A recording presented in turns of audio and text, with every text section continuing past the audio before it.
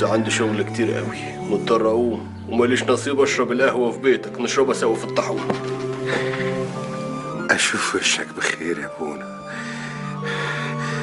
صلي لي وصلي للبنات وخليك جنبهم يا ابونا.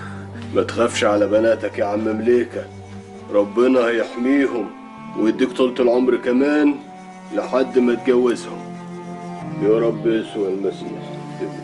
قلوب أعمى. كتر خيرك يا ابونا.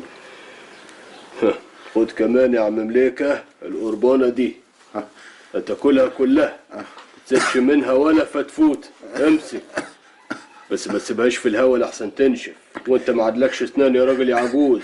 يا ريت يا ابونا، ده انا بقى لي يومين الاكل ما دخلش جوفي. لا لا لا لا، ما تقلقش، هتبقى تمام التمام. ربنا يدبر مصالحك، مش عايز مني اي حاجة. كتر خيرك يا ابونا. طيب سلام. سلام ونعمة يا ابونا. يوه، نسيتني اهم حاجة كنت جايلك عشانها يا حبيب ابوك. بكرة بمشيئة ربنا انا هعمل قداس في الطاحونة الساعة 7 بالتمام. عايزك تكون عندي الساعة 4 قبل الفجر ما يشقشق، عشان نعمل التسبيحة ونخبز القربان. خليك فاكر، اوعى تنسى، الساعة 4 بالتمام تكون عندي في الطاحونة. ما تعوقش عليا، ها؟ يلا، ربنا معاك.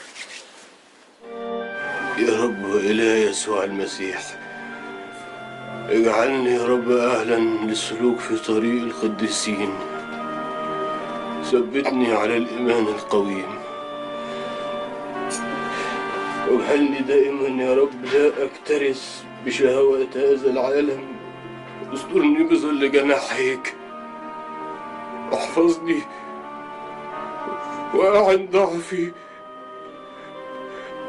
أنا الضعيف المحتاج المشتاق لرحمتك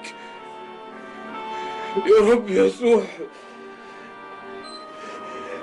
كي أفتخر دائما في ضيقاتي بقوة المسيح. ارحمني يا رب، ارحمني يا الله مخلصي.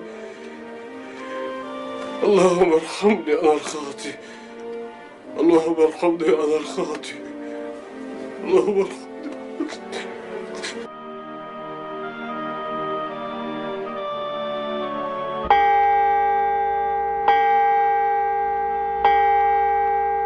انت لسه نايم يا حبيب ابوك؟